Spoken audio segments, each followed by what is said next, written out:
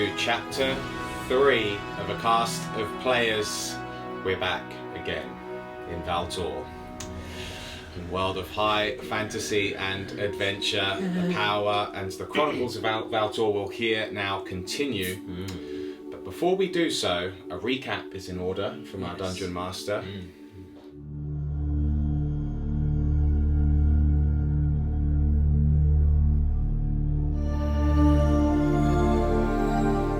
Previously on a cast of players, our group had decided to enter the clearing where they had found the kobolds arrayed, their captives being goaded up towards the steps of a mighty temple lost amongst the woods. Before you did, you spied a live grey-cloaked figure leaping from the tree line towards the top of the temple and inside.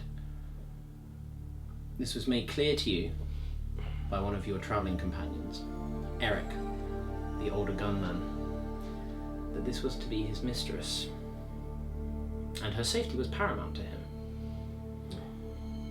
But first and foremost, you had to save the poor people that had been captured by the kobolds, and you attempted with gusto. These kobolds were stronger than you'd fought, disciplined, fought well. And if it was not for the second of your travelling companions, the priest of the Keeper, Cain, perhaps your adventures would have ended there. But as the surge of life energy restored back to you, bringing you to your feet, you managed to claw your victory. It was hard fought, but in doing so you feel a surge of power, enhancing you, unlocking abilities that lay dormant, or perhaps just reawoken. Taking the time to patch your wounds, you talk amongst yourselves and with some of the captives. They are not the only ones. And so you make the decision to enter this temple. Find the captives, perhaps see what these kobolds are doing, and investigate the ruins, which the more intelligently inclined of you determined as being Escahadril in origin, one of the lost races of the world. So we find ourselves at the foot of the temple, walking up. Griffin, having expertly identified a key that one of the priests had been holding, a small gemstone placed into a recess on the slab stone doors, and they slid open, and you entered this temple. So that's where we'll pick up.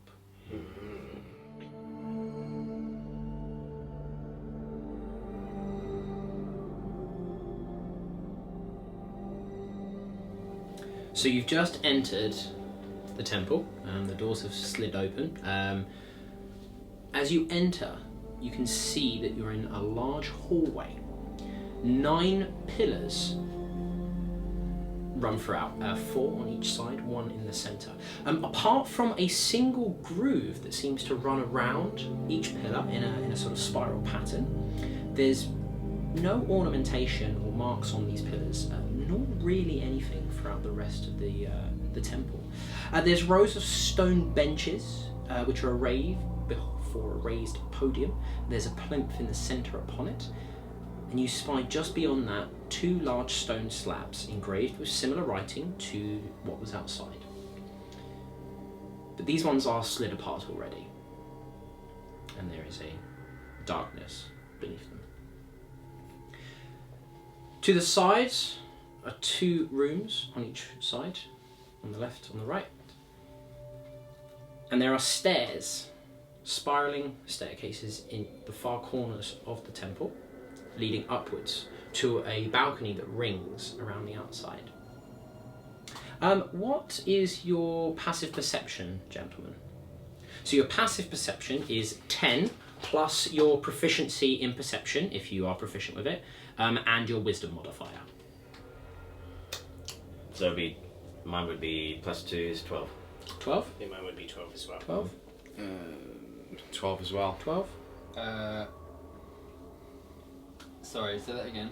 Yours would be 13, actually, Amrakai. Because of wisdom. Yeah, so you're adding your wisdom modifier as well if you've got that, but I know you I do not. Yeah, you do not. Griffin isn't the wisest. Yes, but you do have the perception. Yes. Okay. I'm 12. You're 12. Yes. Okay, so you've got the highest passive perception. Right. Okay. As you enter, you hear the breaking of wood coming from upstairs on this ring of balconies, sort of clattering, smashing around. And as you look up, you can see a dim white light coming from an area in the northern corner. And you see at the corner of your eye that Erik begins to look at the four of you. He sort of nods I draw my blade. and begins to make a move towards the As stairs. soon as I hear the wood, it sounds like wood snapping. Right? Yeah, so snapping, Splintering. breaking. Yeah. Okay, so I sort of look up. You all heard that, I take it. Yeah. So you see that his blade is already drawn. More of these kobold folk, I guess. I start to draw my sword. Erik sort of looks at you all. You can see a hand has gone to the inside of his jacket.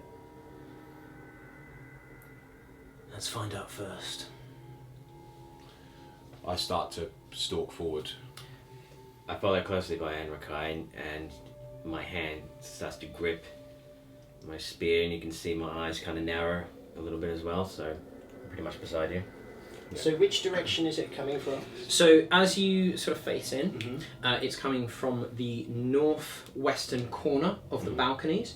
It's about 60 feet away. Sure. Towards the And staircase. there's two There's staircases. two staircases on both corners.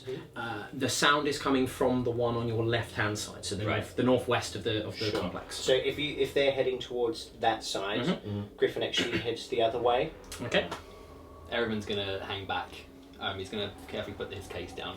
He's gonna hang back. Okay.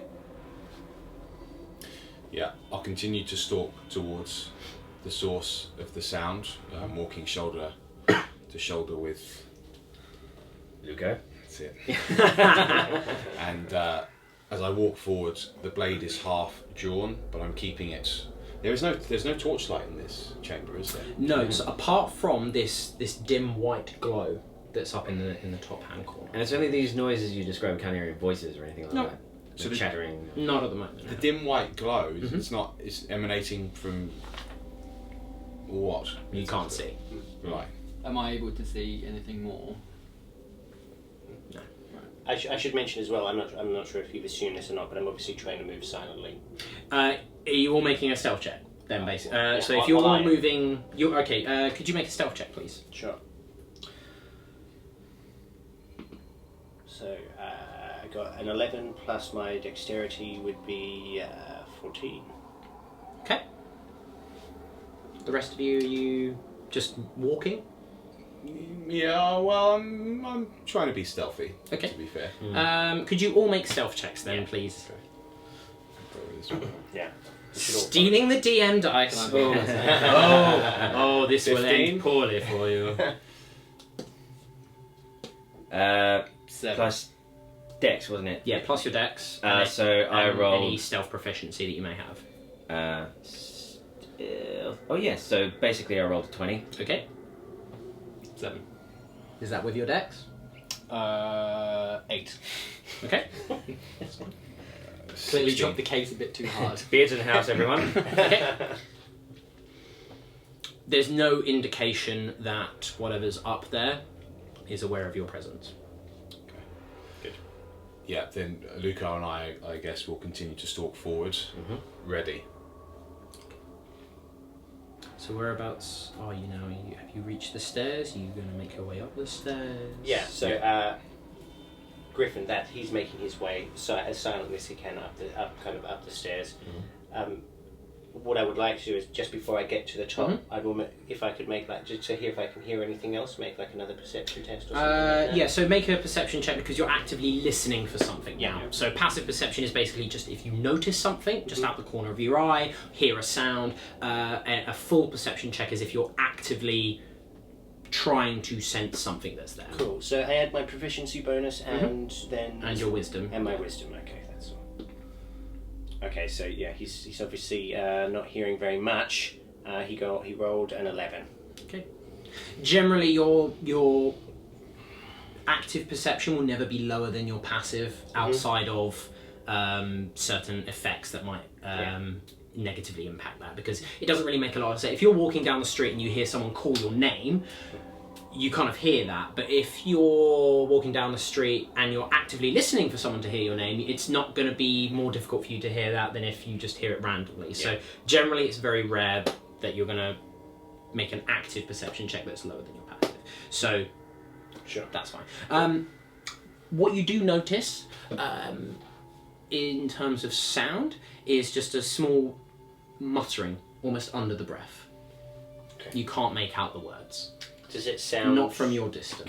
Can I make out if it sounds human or... Yes, Yes, it does. it does. Okay. But we don't hear that. Well, where are you at the moment? We'd be at the foot of the We'd stairs be- by now, yeah. wouldn't we? You would hear it. Okay. You would hear this muttering as well because of your proximity. Yeah. You would essentially hear what amounts to a low muttering, essentially along the lines of like, "Oh, this doesn't make any sense. No, that's not right. No. Damn it." Turn to Luco. Sounds like a woman. And I actually just actively put my blade back in the sheath and start walking up the stairs. Certainly not like we faced before. Okay. So as you reach the stairs, and Griffin will see this as well from the opposite direction, you spy a figure enveloped in a light grey cloak, facing away from all of you, standing before a broken bookcase. They're pulling drawers out one after another, sort of throwing them around. The pale white light hangs above them at the top of this bookcase, and at their feet is a dead kobold. The figure you see sort of waves to the left. Could you move that way a little bit? The light dips for a moment and then it moves to the right. Thanks very much, you're very helpful. I see this and I'm surprised, and then I say, "That's an impressive light source you have there. Surely there are easier libraries to get access to than this temple." She, at this, almost waves you off. Hey, but the easy ones don't have the information that I'm looking for. Also, the light sources... Don't even get me started on this little bugger. At this point, could you make a perception check, please, Luco? Oh.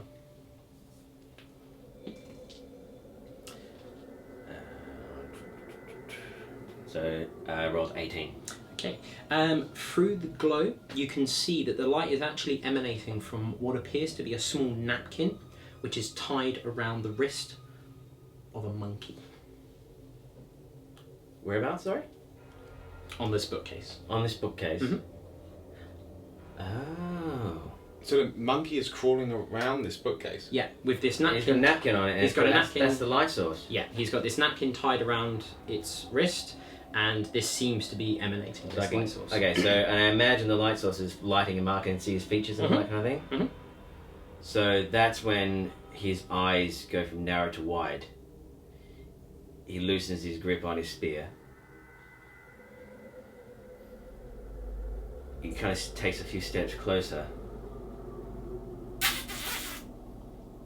Oh. White butter. White butter. The monkey, The monkey almost immediately skitters down the bookcase and starts bounding its way towards the staircase. Leaps up onto your shoulder. I take a step back as it's coming, Yeah. dashing at me. What is that tiny beast? So A friend of yours? It starts like nuzzling into your cheek. yeah, you can kind of hear me saying stuff to him, like you know, you can't really hear most of what he's saying, but it's almost like he's kind of petting him, speaking into his ears, and you can almost hear him say stuff like, "I thought I'd lost you, and you should run away," or something like that.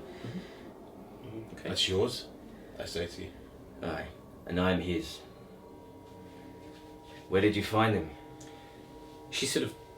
The woman turns around at this point. She sort of clicks her fingers and the light disappears off of the napkin. Huh. She sort of puts her hands on her hips, saying, "Great, now how am I meant to see the books? Thanks very much, taking away the monkey. I found him on my way here. On your way? Where? Out the front? In a cave? Where? He was hiding up a tree. He's a monkey. Where would you expect to find a monkey? Of course he did. He escaped. Bada Yiga. You're a tricksy monkey. So Good boy. Griffin's kind of come forward at this stage, and he's kind of put his blade away, and he's kind of standing there. What an extraordinary display! He has a pet. And Makai's just staring at this monkey, and then looks up at Luco's face. You see him just sort of shaking his head. He actually spits on the ground. Erevan at the same point Goes is to the bookcase. grimacing at the little fella. Interesting. The girl looks at you. He needs a wee bit more training. Did you not see that? I said left, he went right. Silly beast. I know just what you mean. He's learning, he's still young. Ajiboyo. Right, well. So, who are you all? Exactly? Who are you is the question. I think we have a friend At this point, with us. Erik is sort of stood on the staircase, just... Lost my head. Shaking his head. She looks through the gloom. Erik, is that you? Oh, good, you found me. Excellent. Now that you're here, can we go and please look downstairs? Wait. You know each other? Aye, this is my mistress, who I was telling you about. Who...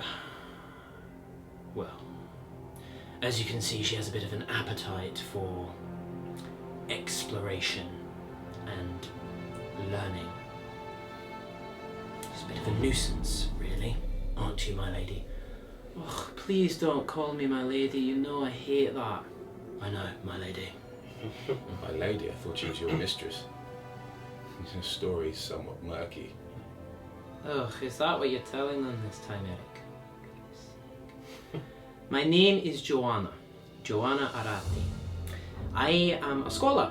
I'm actually based in Olenek, just outside of Greyhold. My father is one of the noble families of Nemos, hence my lady. My name is Griffin, the Pine de la Rose, the Thorn of the Rose of House Haven, from the Kingdom of Excellion, and it is a pleasure to make your acquaintance, my lady. Excellion? Why does that name ring familiar? We are a proud member of the Benari Empire. I'm sure you've heard of it. I haven't. Well, that doesn't surprise me in the least. No offense. I'm taken. Excellion! I know. You make grace wine. Stunning stuff. Yeah. Griffin gets kind of high and goes, "You've tried it?" Of course. I must say, I am missing the taste of it. I've been gone from home for far too long. Well, next time you return, you can send some to me. It's very hard to find in Nemos. Has the crop been quite bad this year?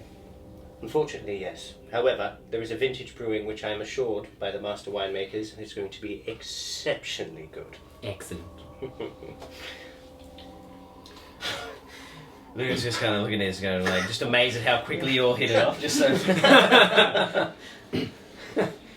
But that still does not answer my question. So who the rest of you are? I mean, I know Erik, obviously, and now I know you, Griffin. Pleasure. The rest of our names are not so long. I am Luco. This is my companion Waipara, who you met earlier. Met is a strong word. He may have jumped on me whilst I was moving past him. So I decided to make use of him. I hope that's okay. Can you ask him if that's okay? Is that okay, monkey? I'm sure he would have been fine. Okay, excellent. Good. I am sorry if he has caused you any trouble. No, he's just annoying. Ah, I know. Again, left, right, not that difficult a concept. Give him time, I'm sure he'll learn it properly. Sorry. The rest of us. I'm Emrakai. I have no house. Just Andrakai. Just Emrakai. Okay. He is of the quiet type. My name is Erevan, and I am a fellow scholar. Where are you based? I've been based in many of the conclaves, but most recently, the England conclave. Ooh, Darantar. Haven't been to Darantar yet. Must go there. Heard it's quite nice. It is a wonderful place. Where I learned my trade. What trade is that? One of learnings. Okay. Well, look. So, a pleasure to meet you all. Erik, can we please go downstairs? There's a lot more of this place that I would like to find out about before more kobolds get here, please. Are you looking for something in particular? Not necessarily in particular, but do you know what this place is? No, I'm not from around here. Well, if you go by Erevan, apparently this is Cahadril. Although Exactly! I find that hard to believe. And that's what's so strange. They never had places out here in the West. It's unheard of. At least as far as we knew. Apparently we were wrong. Imagine what we could find here. This is a great find. You may find your death if you continue downstairs. You know what happened to the Cahadril, of course. I'm no scholar, but exploring one of their temples doesn't seem like the best idea. Then you, my friend, are boring. What is life if not for a little bit of adventure? Well, you enjoy your adventure, I enjoy living. Unless you're after something very specific, which would help me somehow, I see no reason to go further downstairs.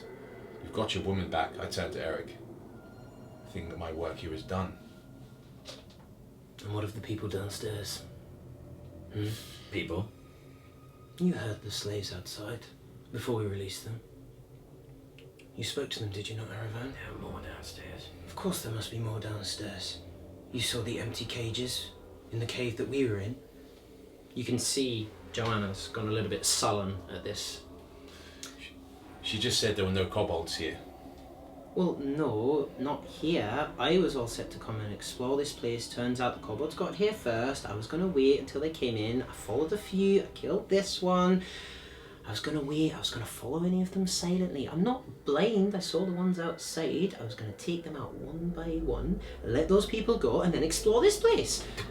I'm assuming you've done the work outside, though. But now you're telling me there's more people downstairs. Enough. He's guessing there might be more downstairs. He doesn't know that. Eric's quite good at knowing these sorts of things. You'd be surprised. He's a clever man for an old sard. I'm not leaving while there's innocents in chains. Why better? Oh God. He runs into his backpack. Excellent. So I've got one person joining me. Erik, you've got no choice, so let's go. The Would other this three? be paid work for the guild? For the scholars? She eyes you up and down. If coin is what you want, I have plenty of coin. My father has plenty of coin. I am actually broke, but I can put you in my good books, and that's probably a place you'd like to be. I won't say no to that. Well, Griffin, you must come. You owe me a glass of grace wine. That I do, my lady. I'm also looking for a trinket. Don't suppose you've come across a ring with the signature of my people on it? Not in my travels. I haven't ventured downstairs yet.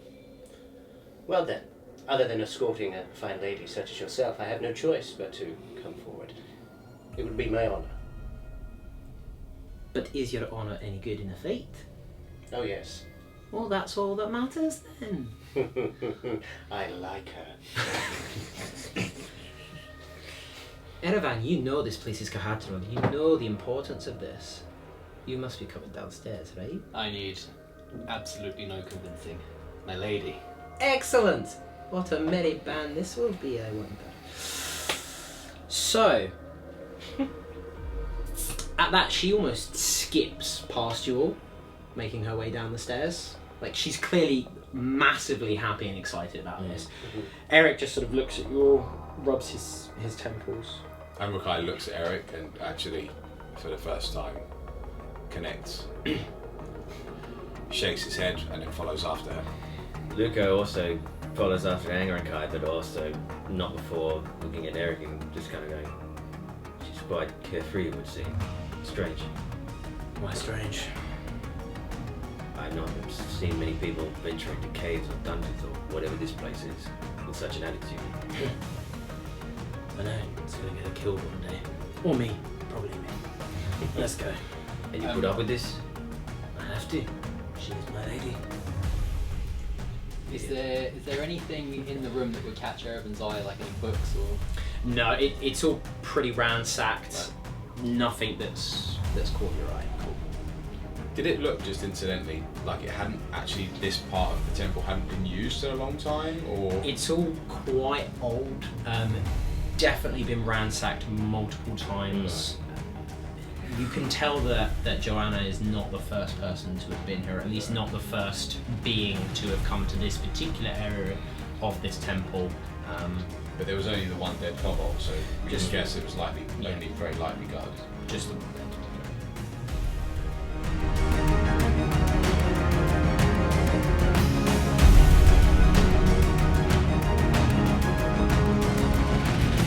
So as you make your way down the spiral staircase, you see Joanna stood at the precipice of what appears to be a passageway leading down between these 2 stone slabs with the runic writing upon them. Hand on face, tapping her foot, almost impatiently. Is there something wrong? No, I just want to get on with it.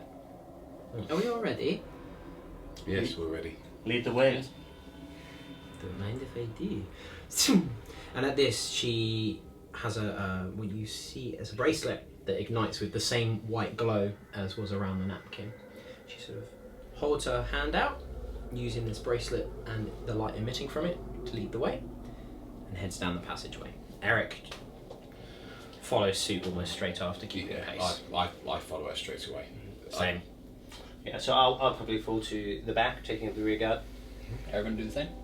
Go from the back. Okay. So this light that Joanna is emitting from her bracelet emits about 20 feet of light. It's a dim white glow, but you can see quite clearly within it. The corridor that you're moving down is at a steady angle, nothing too steep.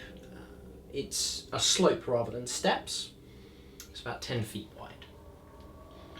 But you can see it continues on past the limits of the light. As we're walking, I assume it's quite silent other than our own steps. You don't hear anything. And it's completely submerged in darkness other than the light that she's emitting from her bracelet. Now, incidentally, Waipara, your monkey, had light coming from a napkin. Yeah. Okay, so I ask her as we're walking along, Amakai's just stalking just the shoulder behind her. And he says, so, you know the tide? Or you just have lots of different trinkets that are embedded with its power? No, I can use the tide. She's sort of looking each way as she does that. Stopping every now and then, holding it up against the wall, shaking her head, moving on. It's quite a simple one, really. If you say so. So that light around the wrist of my companion, Mm-hmm. that was you? Mm-hmm. I told you, I tried to make him a little bit useful. He wasn't. So as this conversation's going on, Griffin leans into Erevan. How old do you think she is? Are you unsure for any particular reason? I'd just like to know the players in the game. She may be younger than she seems. I know. Apologies. No, don't be sorry, it's not your fault. You hear a clap of heel on stone, and Erik spins around. As he stops and turns, I sort of stop instinctively. I look at him. What's wrong? Nothing that she can't handle, admittedly, but still gotta be the protector. If you must know, she's 23. A very sound age for a young woman. Erevan just gives the Oh no. a curt nod and a wink. Mackay sort of suddenly realises what you're talking about. He turns and looks up at her, who's continuing to walk down this hallway, and looks back at you. You're welcome to her. Well, thank you. Continues to walk. Is she your type? She's a woman.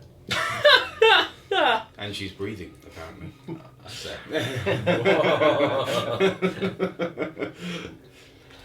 I'm surprised one of you is so picky, my friend. Not that I mean it, as you know, as you get a bit older, I thought you just... No Women... offense. That's a long story. He just continues to walk. We all have troubled pasts, it seems. Luco hears that. He hasn't really turned to look at you during this conversation, but you can almost sense that he's heard that and it's taken it in. That's it. You continue on down this slope for a few moments before finally it widens at the base and opens up into what appears to be a small chamber.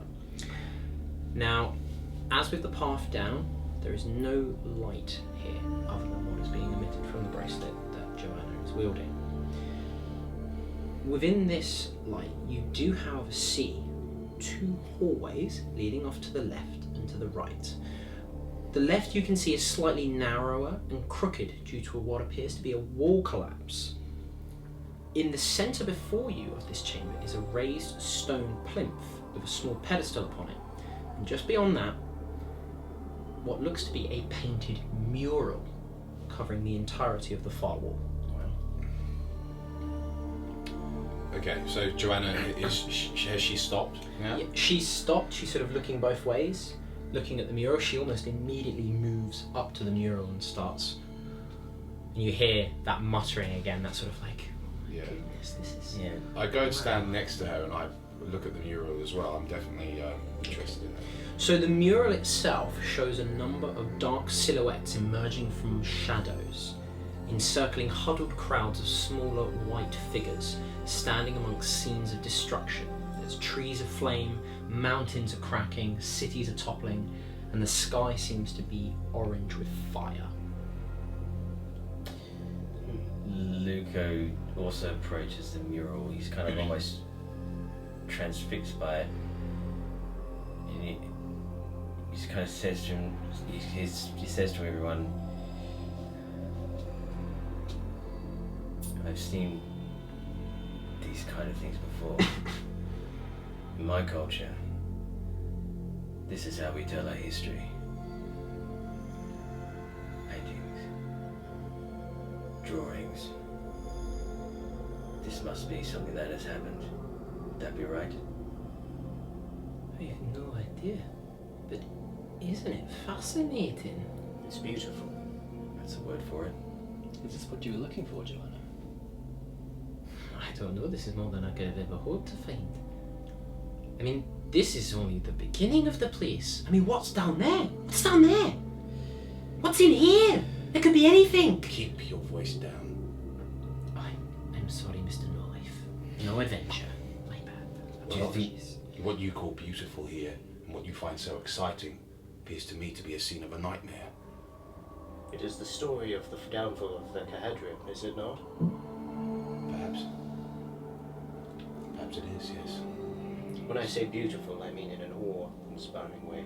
It is grotesque, but the way it is captured tells a story which strikes a chord. Indeed. I Tells agree the with you, story Griffin. of people that are too greedy with their power, that obsess over the tide, and destroy an entire empire because of their maluse of it. They It took the looks at care. her and it looks at you.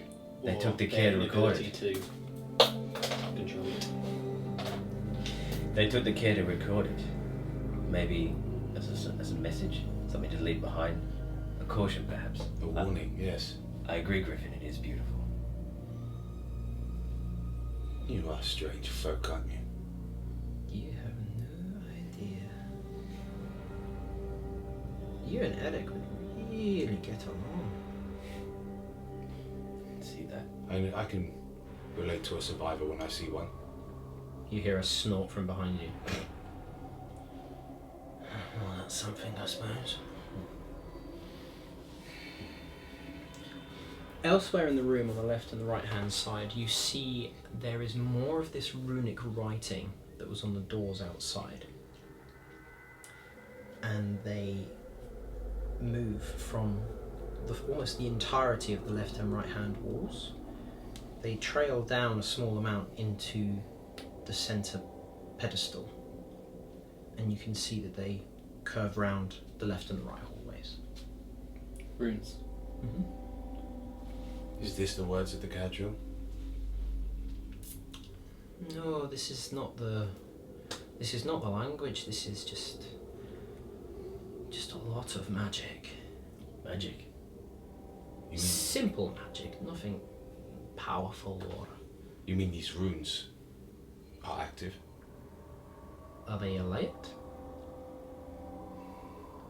But they're safe. Well, they're not active. I don't know if they're safe. This is magic that we've not explored in over 800 years. He takes a step back into the hall, away from the wall. Like I said, you first. Like I said, you and Erik are really gonna get along. Did they say anything? Are they just symbols? If they say anything, I can't read them. Yes, exactly. She doesn't know. So we're walking into the unknown. Is it? Another brilliant idea. Is there anything that Ervin can recognise based on his languages?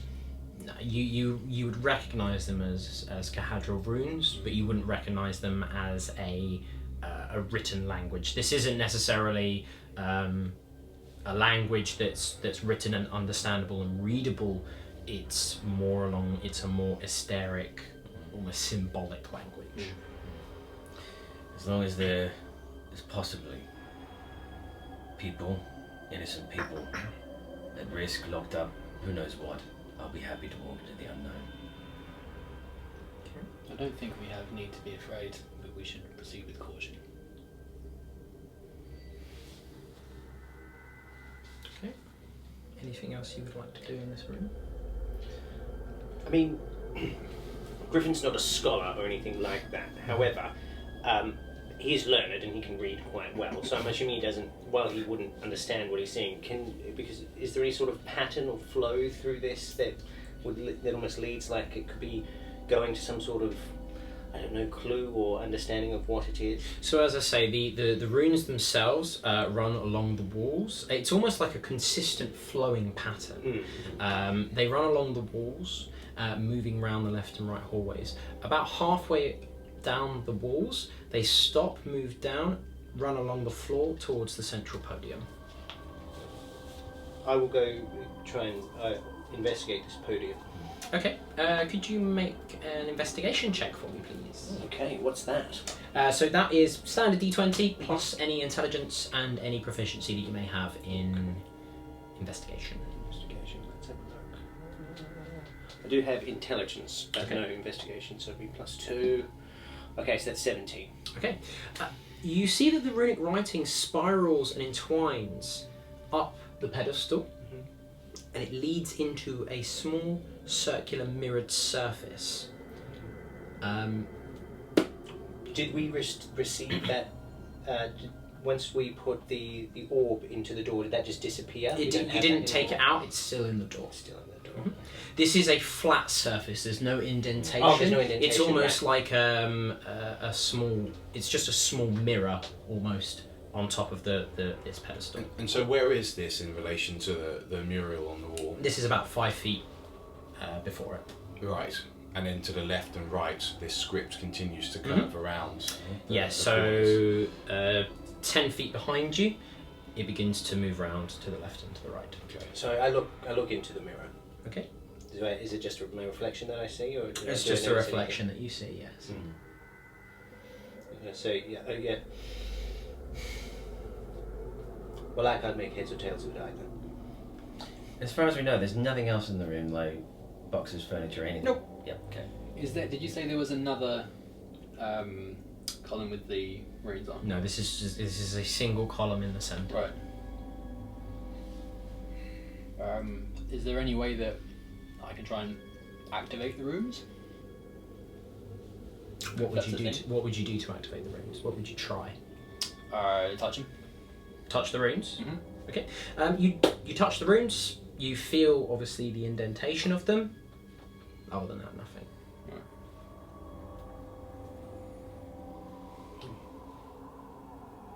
Have we seen all you have to see in this room? Well, there's so much to see, but I imagine there's more elsewhere. What do you think the black shadows are in this mural? Death, monsters, allegory for the downfall of Gahadro Kains. Could just be a painting. What about this mirror in the centre of the room? She trots over to you, looks at it.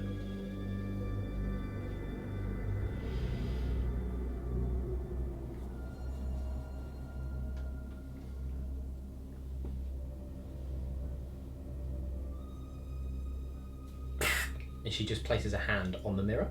Mhm. It sinks into the pedestal, and then you see a white light beam up, and the runes that are spiraling down the pedestal begin to light up one after another. I immediately put my hand on my hilt, my sword. Yeah, Luca grips his spear, and Wiper has just kind of buried himself in my bag. He's just kind of going, oh! It begins to light up along the wall, and it moves up around the hallways, further along. So Griffin leans in and says, "Now what?" Now, she shakes off her bracelet. We can see. So these runic lights have now lit the hallways, so you have normal visibility now. Oh, so it's just a light switch. Well, I don't Yeah. know. It may very well have activated a doomsday device. I don't know. Oh. But it looks like it's just a light switch. See, the tide can be our friend. It's your friend, not mine. Well, close your eyes as we walk down. Joanna moves past the pedestal, looks left, looks right, spins on a heel, looks at Erik, looks at the rest of you. Well, left or right? Can you sense anything? Like what exactly? I don't know. She can't even read the script. Can you? No, but I don't. I claim to be a think scholar. not. Then why did you be quiet, boring man? Can I sense anything, like smells or anything like that? You don't really smell anything. Can't hear anything or anything like that? You can't hear anything. Yeah. What it smells. The place smells old, but at the same time it's a very strange form of almost sterile smell, as if this is dusty and old, but only recently opened. And no two of these paths are all that different from each other in terms of They what look identical, Yep. apart from the one which is now on your right hand side from where you're facing. So you're facing almost directly up the slope. Yep. The one on your right hand side has a wall collapse, but it's wide enough for you to all fit through in a 5 foot And there's corridor. nothing else that distinguishes them other than that? No. Okay. So Wow. if you were to look down them, you would see that it opens up into a large, what appears to be a larger chamber. Through the light that has now been ignited, you can see that this is quite a large room. Are we both lit up? Both corridors are lit up, yes. That's right. Perhaps we should let the fates decide. Griffin pulls out a coin. Why not? Heads right, tails left. Unless anyone has any other input they'd like to add. Let the fates decide. Ah, the fates. Heads it is. Right. Lead the way. I like to let the men of character lead the way. I'll come up from behind. I Whatever thought that you would want. be your way. I say to you, and then I start walking with Luca. Yeah. So you've gone down the right-hand passageway from where you're facing. So walking down this area, the passage is lit on your right-hand side from this runic writing. On the left, a few of the runes that have survived the collapse of the wall are lit up, but have sort of faded, blinking. this is quite a large collapse. It looks like it's affected quite a bit of this area, but it doesn't feel dangerous. It doesn't look like it's going to collapse in on you. When you say collapse, what are we dealing with? Rubble on the floor? Rubble on the floor, walls falling in, almost like a cave-in. Okay. But we can't see any daylight coming through because obviously we're now underneath. Yeah. Have we actually gone underground in this temple Yes, now? yeah. We have, When you were walking down that slope, it was for a good few moments. Right, okay. A few minutes even. Okay.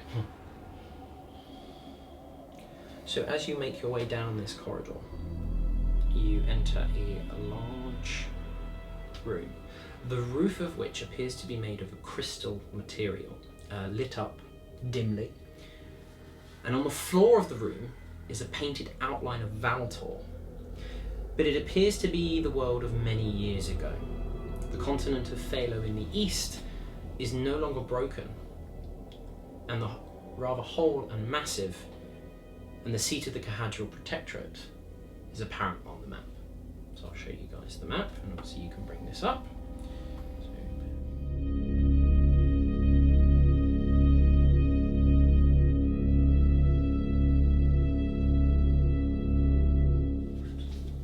So this is what the map that you see looks like. Okay. So this is, again, a painted mural on the floor. Okay. Upon seeing this, Luco is actually kind of set a gasp. Like he's obviously hasn't had really much of a sense of the world outside his own for the longest time, and only what he's seen since coming here, which is not all that long ago. So he's almost just looking down at this, what appears to be a map. Like you can see straight away it's a map, and he even recognizes parts of his own continent. And he's just looking at it going, so this is the world. This is what was hidden from us for so long. My goodness. At the end of the chamber, you can see a large white slab door, again covered in runes that you recognise as twisting and turning throughout the rest of this area. The runes that have followed you from the entrance, again, sort of mid-level on each side of the wall, and they move off to 2 corridors, and as well before you, leading to this runic door. And there is a faint orange glow coming from about waist height. And Makai is also regarding, because he first entered the chamber with Luco, the map which is on the stone floor. Was it painted on? Or? It's painted on, so it's faded and dull, but you can tell that it's covering the entirety of the floor. Is it just like a geographic map, or can you actually see like the names of the cities on them or anything like that? Okay, so it's just geographic. However, what you do notice is that dotted amongst the world, there are some small raised gemstones. Yeah. Clear, with a much greater concentration in the area where the Cahadriel Protectorate would have been. But there are some dotted amongst the world. I see. Any more on our own continent? There's a few. Again, I have a picture of what you would see. So these are the placements of these gemstones, but they're all clear. Right. And again, this is something you can bring up. So then they're not glowing. No. Okay. They're all basically just almost like glass. Right. It seems that the Cahadriel spread farther than I was taught. Their empire was truly vast. What on earth happened to them? These dots, these stones, places, cities, settlements. Joanna's completely silent at this point. She's just like, you can see there's this almost big beaming smile on her face. Do any of those gems correlate to any of the known cities these days? Yes, so one of them is directly where the Scholars of Fenium is, the island in the centre. Another one is where Faras is, which is the capital of the Talar Empire. There are a few dotted nearby to some of the Benari cities, but not necessarily where they are. So I'd recognise. You would recognise some of the geographical area. Bear in mind, this map has no mountains painted on, trees or anything. It's literally just painted coastlines almost. You notice that there's a few near to some of the smaller settlements throughout the continents, but otherwise nothing major. You do recognise, however, there is 2 nearby to where you are, which is near the Baywood. So essentially, this top one here that you see is your rough location at the moment. Wow. Do you suppose that all of these different gemstones represent places of worship such as this? Other temples? Maybe. We don't even know why they were out here. They always kept to themselves and they protected it. Them and the Neelan, but why would they have places out here? I can understand this one here with the Athenium, the place of the scholars, but these other places, they don't even match up to the other conclaves. But why was this not more widely known? I was never taught that the Galadriel left the Protectorate. They didn't, at least as far as we knew. Apparently lots of teachings are along. She sort of places a hand on your shoulder, like reaching up here. Yeah. So it shakes. She's like, "But isn't this what makes it exciting?" It is definitely a revelation. I agree. Now you're getting it. See, Erik, you can learn a thing or two. He's open to experiences. As am I. I bet you are. You notice that the hallway to the left is blocked by a great collapse of rock and stone. The runic writing on the wall face is dull, seemingly bereft of magic. To the right, another hallway strewn with rubble of a smaller cave-in, but this one is traversable. Can I go and investigate? What would you like to go and investigate? The runes. Which runes? There's runes literally running all along the walls of the complex. Oh, sorry, I thought we were seeing columns again. No, there's no columns. I'd let you know. So we've got a break off in this chamber now. So there's the left, which is fully covered by rock and stone, and the right, which is caved in, but this is traversable over the rubble. And you So said something. really, we have to go right. Yeah. Right. You said something about an orange glow as well. There's an orange glow coming from the white doors that are before you. Right. Well, I go near him. Okay. So hang on, sorry, I missed that. So there's white doors and then a passage. Or is Yeah, there... so there's white doors right. before you, Right. similar to the ones that you use to enter the temple. Right. And there's just an open passageway to the right-hand side in the centre of the room. Okay. So Luca approaches those white doors. He doesn't go in. He just wants to, investigate them anyway. So these large doors, there's 3 square indents on them. The left one is filled with an orange crystal that is glowing faintly. The middle and the right-hand ones are empty. I sort of walk over to you and have a look myself. Look familiar. Almost like the front door we came in. Yeah. Except we're missing the stones and these indentations. Having a look at Amakai suddenly sort of seems to brighten. He goes back to the map, looking at the stones that were on our location here, in Baywood. Are those gemstones removable by any chance? You can try. He tentatively places his hand on one of the stone which he feels would be our location. And just sees if it's loose. It's embedded in the ground. Okay. Shrugs his shoulders, looks back up at Luca. It was worth a try. It was. Somewhere in this room, somewhere in this temple, they could be hiding. Look around the edges of this doors. I'm assuming it's made of stone, like the first temple door was. The overall temple is made of dark grey stone, similar to the outside of the place. This doorway is made of a white marble, almost. Does it look like it's been moved recently? No. I don't think the kobolds got in here either. No. This door has not been opened in A long time.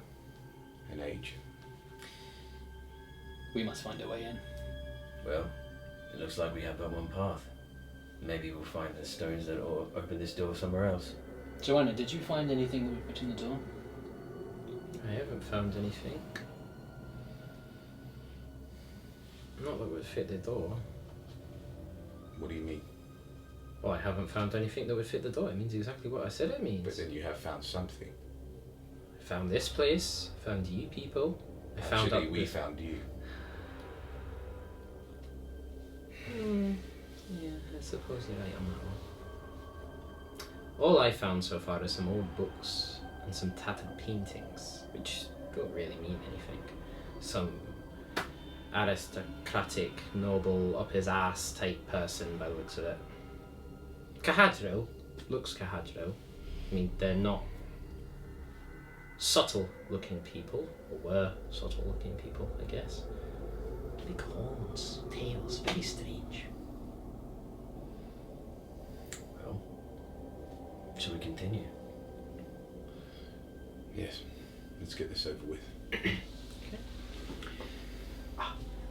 As you approach the right-hand corridor, you hear the small crumble of rocks being displaced, and a gaggle of chattering kobolds scramble over the debris, chittering around one of the larger ones, wearing a similar headdress and the same tribal armor as the one from outside the temple. The exact same. Looks the same. And there is a faint orange glow emanating from its clawed hands. As they spill into the room, the leading one looks its gaze up, So they're coming towards us. sort of moving over the broken rubble from the right-hand path. Whoa. Yeah. It stops, raises its gnarled staff towards you, hissing a slight command. Simultaneously, the orange glow is pocketed as its hand slips inside a pouch attached to its loincloth, Well. and the 5 lesser kobolds scramble together, spears and shields raised. Could you roll for initiative? Combat coming up next.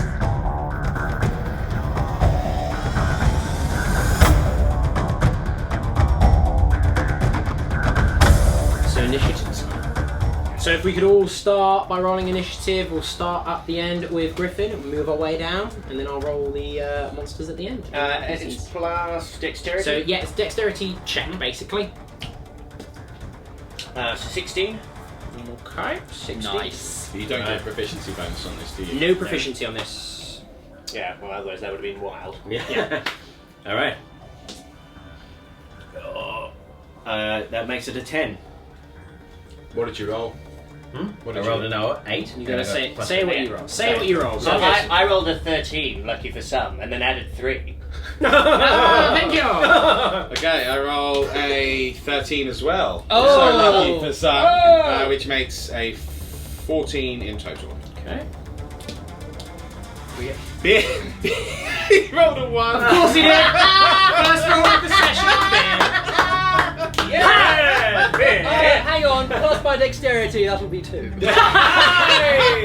Well then, all right then. Well, thank God for that. Right, I'm just gonna roll for I was tying my shoe. I'm just gonna roll for the NPCs. And so that is. All these kobolds come in, and you just down the Joey's just what? Oh, everyone's dead. Unbelievable. And then the monsters. Oh, okay. Initiative trackers, that's fine. Okay, cool. So the order of ceremonies will be, because I forgot the initiative trackers, I haven't made them up for the NPCs yet, it will actually be Joanna, then it will be Griffin, then Amrakai, then it will be the kobolds, No, sorry, no, it won't. That's the wrong set. That will then it will be Erik, then it will be Luco, then it will be the kobolds, then it will be the kobold priest, who is missing an initiative tracker, but I'm keeping ahead of that, and then it will be Erevan. Hello. So we'll start with Joanna. As she hears the scrambling of rock, she turns, and then you can see she sort of looks behind at Erik, and a big smirk appears on her face. She draws this short sword that had been hanging by her belt and flings the cloak back. She reverses the sword into a reverse grip, and you can see almost like a blur, like a shimmer appear around her, and she shoots off. She's fast.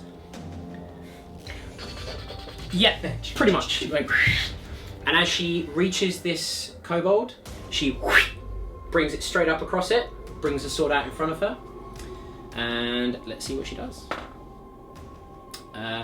As she brings it up, however, the kobold brings its shield up in time to deflect it, and she sort of lands and looks at it and is like, looks behind her at Erik, and then brings it up in front of her. But you can see she's almost dancing around at this.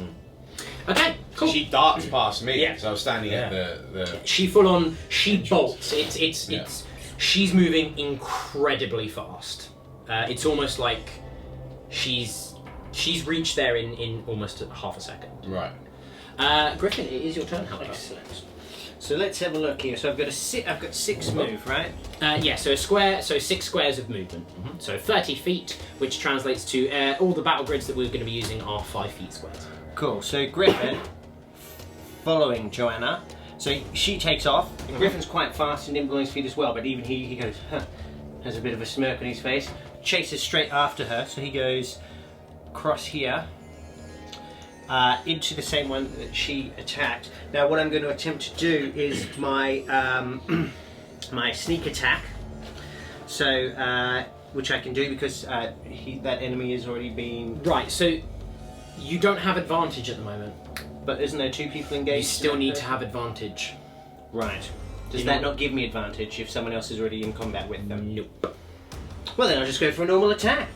So so in he goes, slides in. So I like to think she's arrived and it's almost like this puff of dust that's gone up, and she's kind of missed, and then suddenly through there this gold blade just goes shing, straight through the neck of the kobold. And on a 9 plus 3 on my dexterity, how'd that go? So what's that in total? That would be a 12. Yep, that hits. Yes, it does! And then I do my damage, which is D8 on my rapier, plus my dexterity.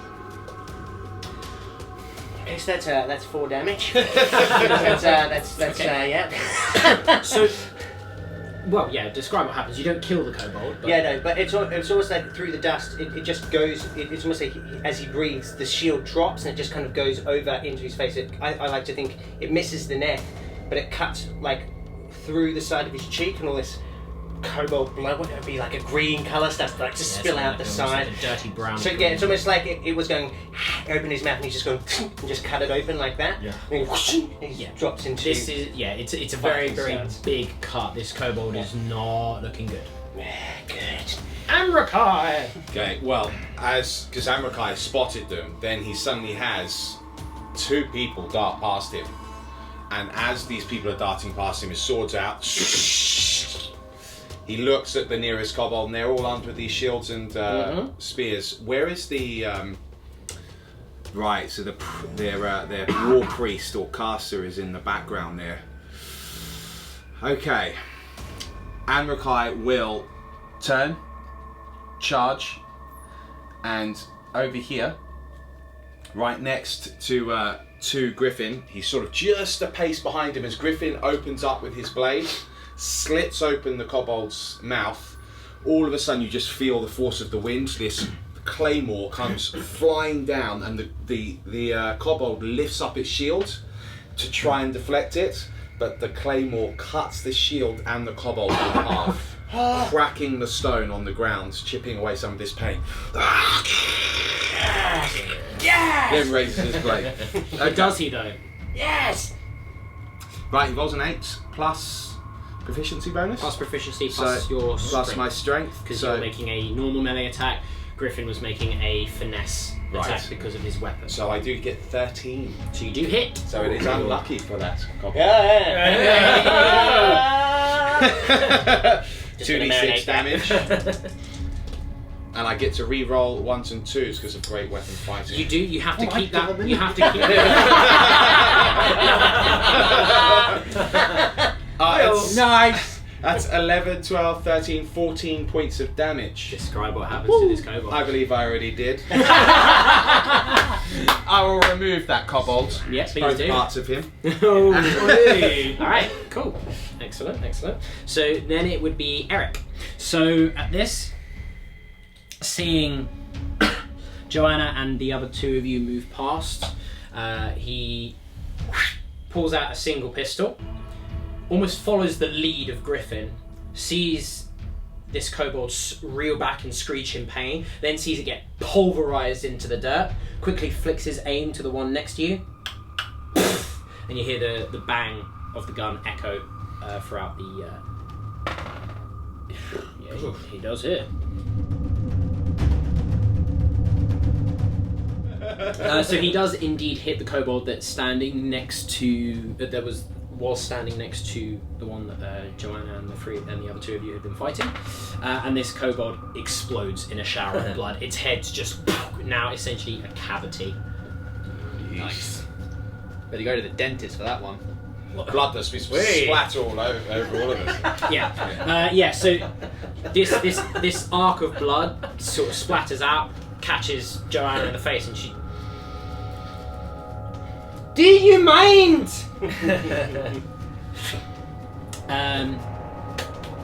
Now it is Luco. Right. Let's have a look at this here. Where is he? He's right by the door. So can I make it in? Well, I don't know. 3, 4. So- it looks like I probably Okay, can. so when you're moving diagonal, this is something that we didn't yeah. necessarily do this last time. I kind of forgot about this. Yeah. When you move in diagonal, every other square that you move diagonal costs double movement. So Right. essentially, moving diagonal will cost you 5 foot, then 10 foot, then 5 foot, then 10 foot. So it looks like I probably can't make it into combat just yet. So Look, I'm going to move too far away. So that would be 5 foot, Yep. 15 foot. Yeah. That would be 20 foot. Yep. Then you could go there and there to get you full 30. Yep. But then that's as far as you could move. Yeah. So I can't. I'd still be too far away to engage. Yes. Yeah. Unless you threw Don't your you have a spear. spear? Yeah. Well, I think I could actually. Yeah. So You would then be unarmed. I would then be unarmed for now. So I will make that movement. As he is dashing in to make that movement, he releases the ribbon from his spear, throws his spear up and grabs the ribbon, and almost like a slingshot,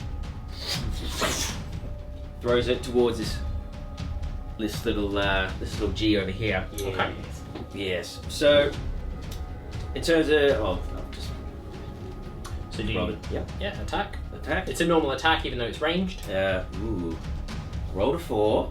Oh dear. It's It's a good start. plus my usual 5, I take it, which would make it 9. Yeah, so it's a thrown weapon, so you would add your strength to it. 9 is not enough. This spear sails harmlessly hard. Oh no. So Just fly over my shoulder, basically.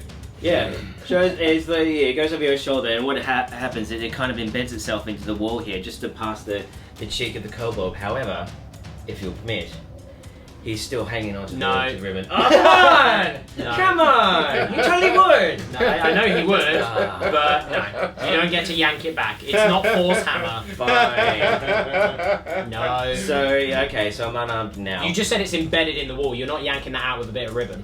We got ourselves a chain. I think you'll find it's magic ribbon. Yeah, totally. No, you're not able to yank it back. Damn! Okay. Alright.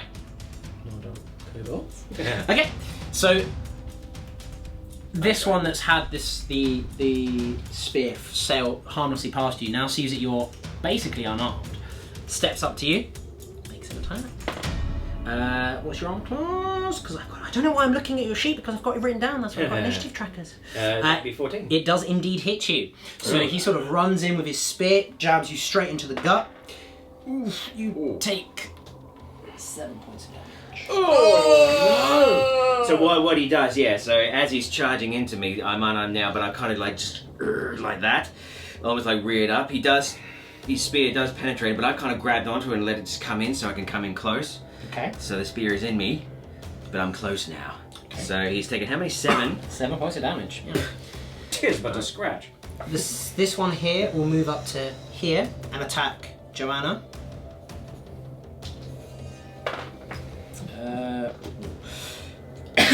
As this kobold runs up the middle,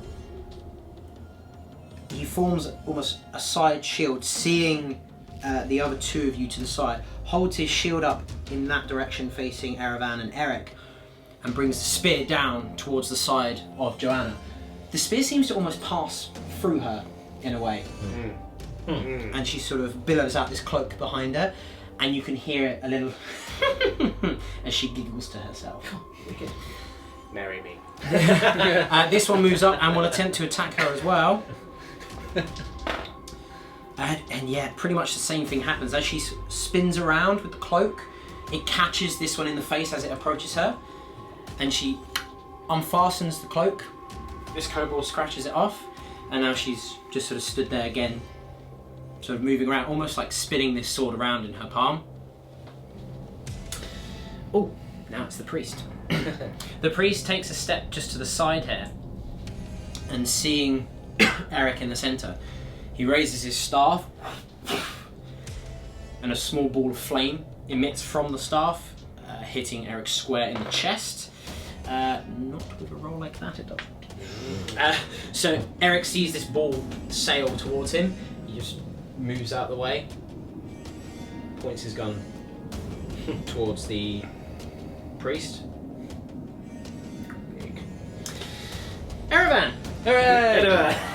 I'm ready. Right, how are these squares 5? They're all 5 foot squares, yes. Not the whole tile, each individual square in the tile. So each tile is 10 foot by 10 foot. Okay, great. So the reason why Erevan has taken so long to do anything, he's actually been writing a glyph in the ground in front of his feet.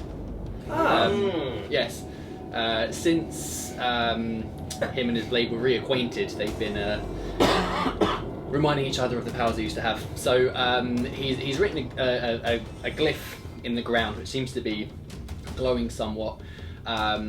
He looks towards the priest, holding out his gauntleted hand, pointing, and then with the blade, slams it into the ground in front of into the middle of the glyph. And you see a sort of like a very dark fog kind of enswirling around the priest. And I'll be using Hexblade's Curse. Okay.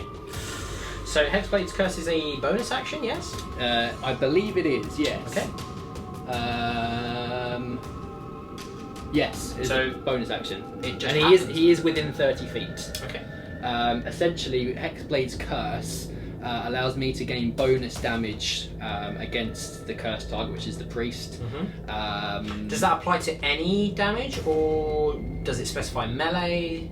Does it just say any it damage says roll? damage rolls against the cursed target. Oof, so that applies to spells. That's pretty nasty. Yeah, and also criticals are now on a 19 or a 20. Whoa. Whoa, okay. Damn. Good. Is that just for you? Or is that for everyone? Just for him. Yeah. So it's not for me? It's not for you. Sorry. That's a shame. So I have a habit of rolling 20s. Now, because that's a bonus action, I can attack as well, Yeah, right? you can make a move action as normal. You can make an attack action as normal. Yeah, okay, lovely stuff. Right, so he's going to rip the blade out of the ground again, now he's cursed. And he's going to cast Frost Lance. Well, it's not Frost Lance. That's an invocation, isn't it? You're casting Eldritch Blast, but as you've leveled up, you've taken invocations to enhance some of your powers. Oh, right, okay, so Yeah. it's not... So it doesn't entirely replace it. It's not like a new spell. It's the So same spell. Right, It just has additional effects now. cool, okay. So I'll be casting Eldritch Blast, which now also has the Frost Lance ability as well. Excellent. Right. Please. Cool. Please. Carry on. Please do carry on. I'm riveted. That is a 18. Hey. Which So I'm you got a presuming 60. So 18 in total. So dice roll dice roll of a plus 16 your proficiency plus my proficiency. plus your charisma bonus. Oh, in which case it's 20. Okay, cool. It's not a Okay, critical so- because you didn't roll a natural critical, but it does hit. So this normally, so Eldritch Blast normally does D10 damage. Yep. But Hexblade gives you bonus damage based on what? Bonus equals your proficiency bonus. So just be a straight +2 damage to whatever you roll. It's not Okay. bad. This is on the D10, right? It is a D10, yes. Okay. So 5 plus 2. yes, so 7. Okay, wow. Okay, nice. And what does the Frost Lance invocation do? What is it? So his movement is now decreased by 10 feet. Okay. Oh, Cool. So describe what happens. Oh, hang we've on. done the mechanics out of the way. Yes. So what happens before with Eldritch Blast? The blade is kind of heft above his head, and he kind of swings down like that, and you sort of see this beam pass along the ground to just goes into the side of him. But you also kind of see like a frost, like ice forming around his feet and up to his shins. Yeah. Okay, cool. Just quickly on the mechanics note, just from where you are, because you haven't moved, and his direction, it's still a relatively clear line of sight here. If you'd have been slightly over to the right of where you are, some of the wall would have been interfering, which would have affected cover, which generally gives you additional armor classes to attacks. You still rolled high enough that it wouldn't have mattered. It's just for sort of ease of look on mechanics, something to be aware of when you're making ranged attacks, especially. Nice. So can I just interject with one thing? No. With this kobold priest is what I'll call him. When I suddenly see this ball of energy that he creates and launches across through the hallway and then at Erik, which obviously doesn't find its target. As soon as I see that, 'cause it's flying past my face at this point, I scream back, "Tide Wielder!" And as it passes me, it's like I almost wither, and it's because it's so close, and I immediately start bleeding out of my nose. This black fluid. It's horrible. I wasn't hit by it, but it was within my vicinity. And then you have this bolt go past me again, and I'm almost I almost cower before it. Just as a point of reference. Cool. Alright, cool. So now that's first battle round done, so we move back on to Joanna. Just one thing, Oh my god! Sorry. It's roleplay, dude! as I know now that he's going to be slowed, Evan shouts from the background, "He is slowed! We need the key! Set upon him!" You may carry on. Yeah. Thanks so much. So we move straight back on to Joanna in the initiative order. She brings her sword up again, brings it to the side of the kobold to her right hand, who is now holding the shield up against you and Erik. So this kobold is open. Yeah. No, she doesn't. She brings the sword in, and this kobold swiftly brings its shield in. The shield sort of shatters and doesn't shatter. It splinters off this shield, and you can hear the buckling of wood. She swings it off again, and you can hear an agitated sort of grunt. She's essentially, you can hear her just going. Griffin, your turn. Excellent. So, Griffin, seeing what's happened next to him, I'm not sure if this would count as an action, what I'm about to do, but if it is, I might use it as that bonus action now that I can get for free. Essentially, what Griffin wants to do is he sees you kind of drop to your knee, and he just wants to pull out. He pulls out a handkerchief, which has it's a white handkerchief with a small G in the corner, and he just hands it to you, and he just looks at you and says, "Wipe yourself off. We need you now." Takes the handkerchief. Yeah, it's because it's such a minor action. It's essentially a free action. It's no different to drawing a sword. It doesn't require any full action. Yeah, as I saw. But so he kind of drops it. So it's kind of to his left. But then it's almost like he has it, and he kind of, as he leans down, he kind of leans back with his rapier, and then he comes back across and slashes out on the kobold, which is right next to him, which Joanna has just missed. So he has a slashing attack. So I was attacking this one here. Okay, well I attack the one that's right next to me then, so I don't need to move. Yeah. Now, do I have advantage now? No. How do I get advantage? Surprising people, Right. things like that. Okay. I say boo. There are ways of getting advantage. There are ways of other ways of getting advantage that are alternative rules, which we're not using, like the flanking rules. Right. Just because it's not that it gets messy, but it's just one of those things where we can use it if you guys really want to, but I will be using it against you, and you will die a lot. That's what you say. Okay, fine. So then, in that case, so right now he just slashes across, and it goes up its body, and actually it opens up, and all these gizzards come out, like the Tauntaun in Star Wars with the lightsaber. Yes. And on a 2 + 3 is 5. That doesn't happen. Oh dear. I thought I was too busy looking after my friend. on the outside. Yeah. Anrakai. Okay, so what happens is Griffin he's handing me this. I sort of look up at you. I see the white of the handkerchief. You can see like I just don't look quite present in the room, but I grab this as I look at you. I grab the handkerchief from you, and I actually, rather than just taking the handkerchief, I've actually grabbed your arm, and I pull myself up, which actually yanks you a little bit because obviously I'm bigger than you, and that's what put your blade off. Yeah. But as your blade's off, I pull you aside, not like throwing you, but I pull you aside and I drive my sword through the same kobold, lift it up, and then fling its dead body at the priest. Oh. Excellent. Yes. That's what's going to happen. Yes, it is. Do it. Well, I rolled the exact same things last time, so an 8 plus my proficiency plus my strength. Yep, it's a hit. Okay, so that is 2d6 damage. You did. I roll a 4 and a 1, but I can re-roll the 1 Can to re-roll bring one. the weapon for fighting, and that makes a 9, 10, 11, 12 points of damage on the dice. Oh, you killed your kobold. What happens to this kobold? Exactly what I said.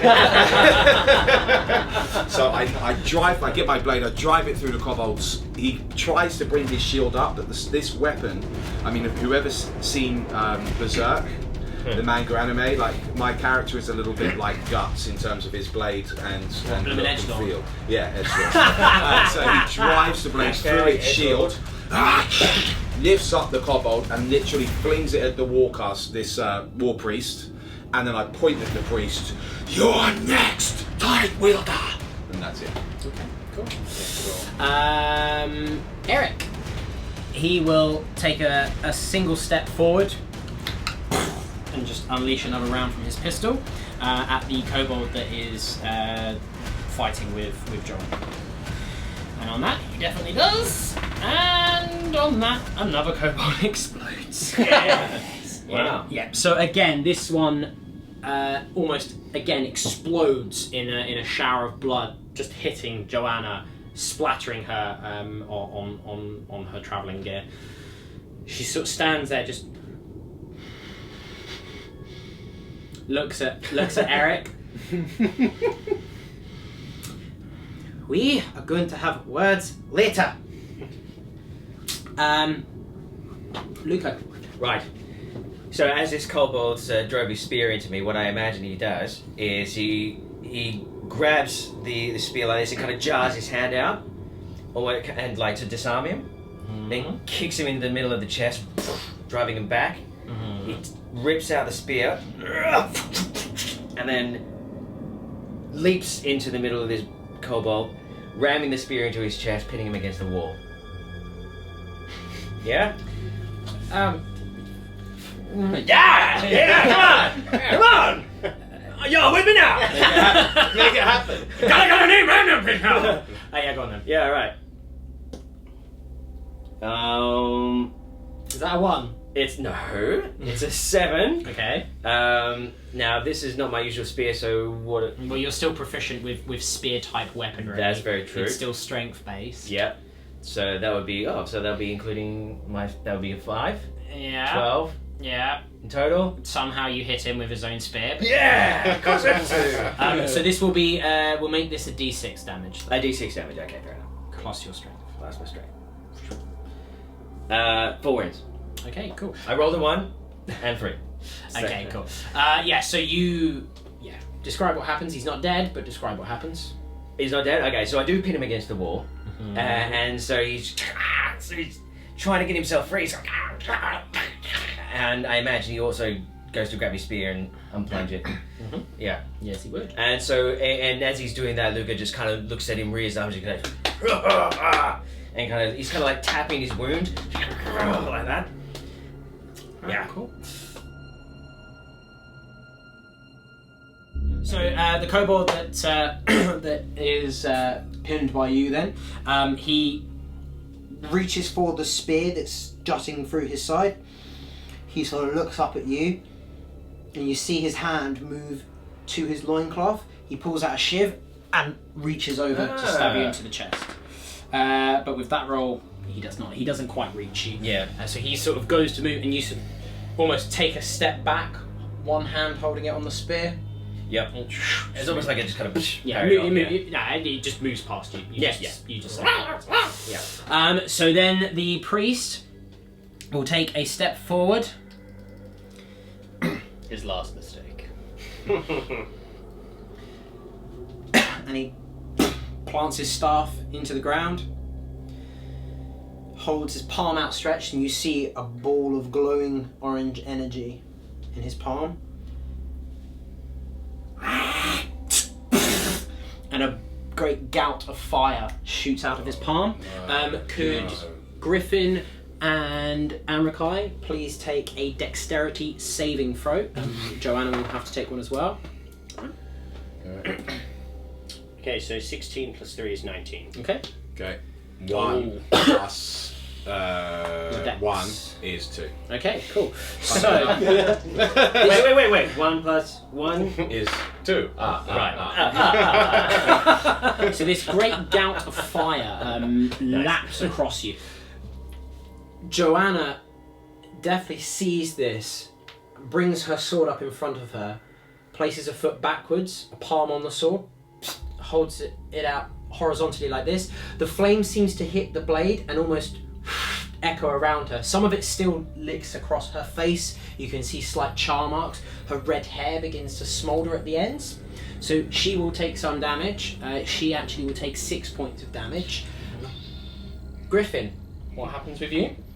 Well, I'm assuming that I dodge and don't get hurt at all. You do dodge, but you will take some damage. You will take 6 points of damage. Okay, so essentially this burst of flame comes at Griffin. So he's kind of been he's lurched forward, and again he's missed, so he's kind of caught back-footed. So it's almost like he sees this and he throws himself backwards, and he hits the ground and kind of rolls, but his cape catches as he goes back, or his coat, and the fire goes all over him for a moment, and he just rolls on the ground, like putting himself out and stuff. But he's got a few singe marks all over his body. And Rakai, I'm afraid you failed with a roll like that. You take 11 points of damage. So what happens with Anrakai is he stands there and he's pointed at this priest. You're next. Suddenly his eyes widen and he sees this energy being formed in the priest's hands. The kobold unleashes this gout of flame. All he does is he brings his sword up in front of him. He screams, Ilande! But the flames, he realises he cannot get out of the way in time. He's just completely caught flat-footed, and they just engulf him, and he's just standing there with his sword. As the fire dies down, because it's like a magical fire, so it goes out almost as soon as it's been unleashed. You can see that he's smouldering. Parts of his robe, which was already fairly tattered anyway, it's very weather beaten. The fire's just dying out. His armour, of course, just seems hot and there's steam coming off of it.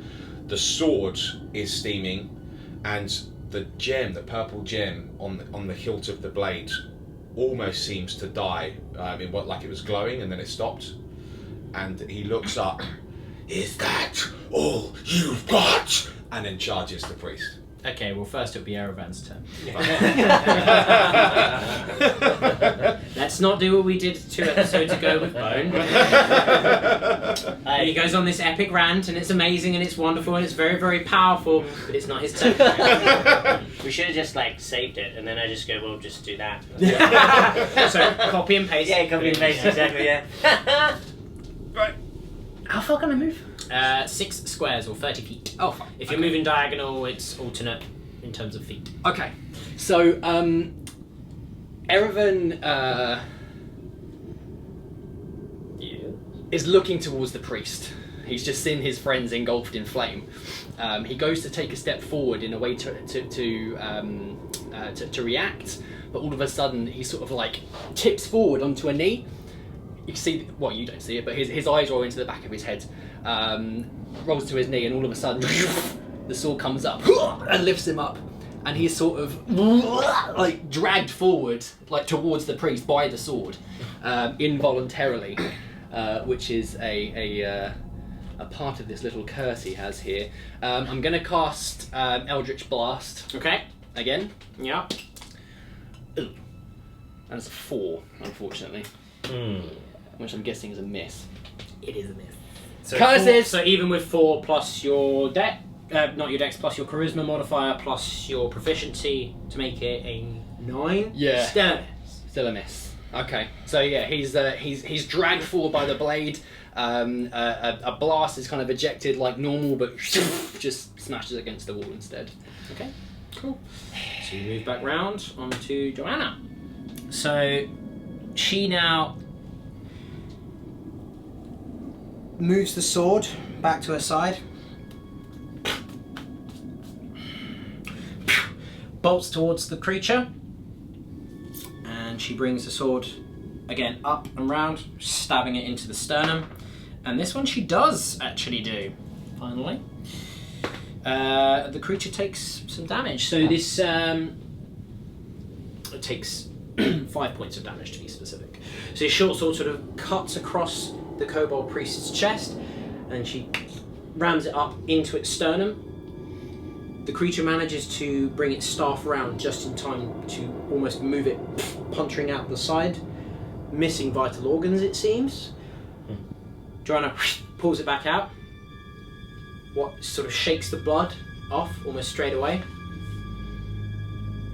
Brings it out in front of her, again in that sort of odd dancing pose. Griffin. So, Griffin is kind of, just for like story-wise, he's probably actually more like here now. So he's kind of rolled back and he's taken off his jacket, which is kind of got all holes and like still in front, kind of stabs down. He's kind of stood there now in this flowing like pirate-esque kind of shirt. And he goes, "That was expensive!" And he charges in. Which he does. So as he does, he kind of moves. I like to think that like Joanna's cloak's kind of like flying around, and he kind of like he skids across the ground, and gets into a really low stance. And as he skids, he's like a spring. He leaps forward and goes shing, straight through with his blade through the heart of this priest. This black withered thing that comes out the back of his chest, beats one last beat, and stops. And obviously I have advantage. No. Damn it. Okay, so that is, I rolled an 8 plus my dexterity is at 3, so that's 11. Now, that was good enough to hit on the other one, so I'm assuming that's a hit, right? No, it's not. Oh! I'm afraid not. Blast. No, it misses. Okay. Amrakai. Okay. So I'm standing there. Wait, just have a quick question. It says I have 2 hit dice. Yeah, so hit dies for your HP, not for hitting It's not stuff. for hitting things? No. That would make too much sense, wouldn't it? Yeah. Okay, so I've moved around the other 2 because actually we have Joanna and Griffin that have almost formed like a vanguard in front of me after being engulfed in the flame. Yeah.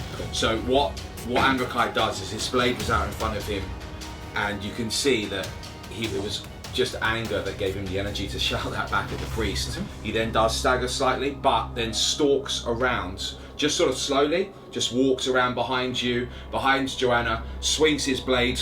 Your life ends now. Decapitates him. Do it. Well, we are looking at a 7, 8, 9, 10, 11, 12 in total. It's not enough. Okay, that's fine. I will immediately activate my action surge Okay. and I'll hit him again. Okay, so action surge is a level 2 fighter ability which you can use to make an additional action. So that could be attack, disengage, dash, things like that. So you're using it to attack, I'm assuming. Yes. Alright, go ahead. Well, 17 plus 3 from strength is 20, plus my proficiency is 22. Do I hit him? I mean, you do hit him. Yeah. I mean, it's not a critical. It's not critical. 2d6 damage. Yep. I roll a 3 and a 2, but I can re-roll the 2, which becomes a 1. Have to keep the one, I'm afraid. Okay, so it is 4, 5, 6, 7 points of damage in total. Okay.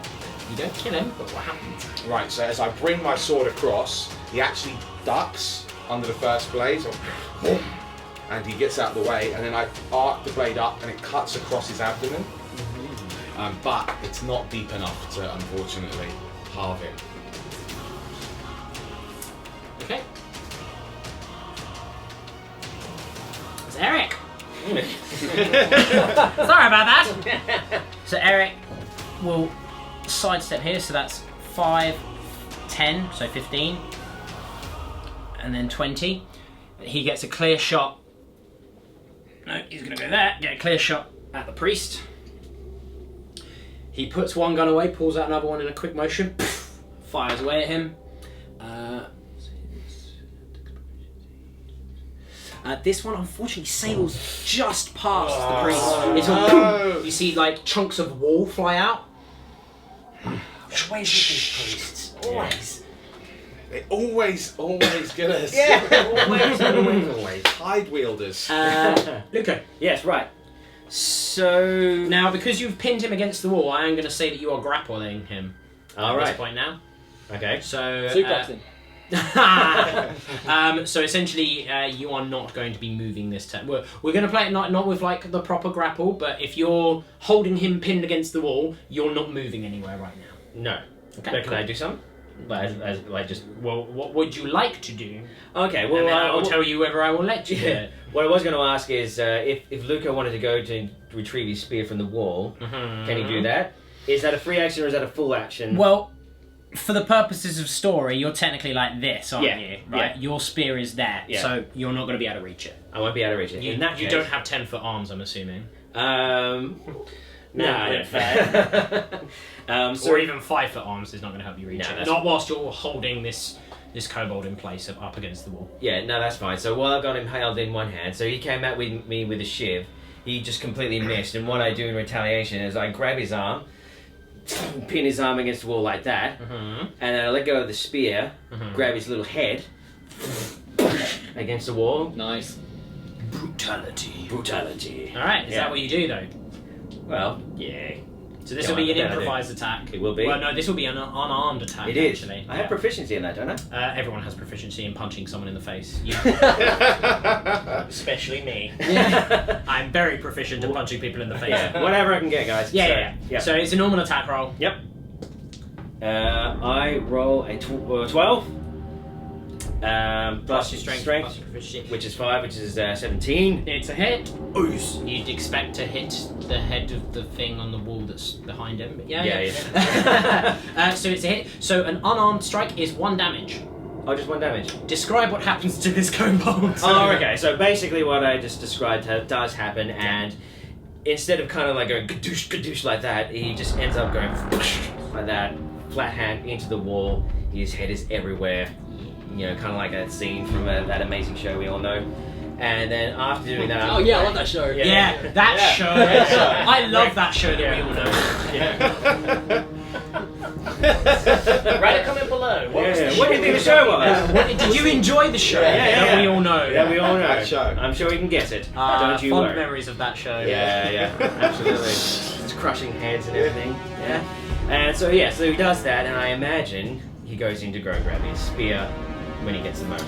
Yeah, so now you will be able to make a move action, go and grab your spear. Okay, So cool. this kobold is removed, and then you can move freely if you so desire. Yeah. So he goes in, he grabs his spear, yanks it out of the wall, and points his spear directly at the priest. Right. Okay. So the priest then. Oh dear. Seeing that he's surrounded, I'm just going to check if he has a spell that will allow him to. No, he doesn't. I bet he doesn't. Right. He may very well have a spell that Nah, will put the allow book him away, to he escape. Don't start with that tight Oh stuff. well, you know. It's a bonus action. Curses. Oh, what a shame. All right. Well, he's going to. He looks around. He begins to take a step or two back. Well, first of all, what he does is he slams his staff into the ground. You see 3 balls of yellow light appear at points on the staff. I've seen this before.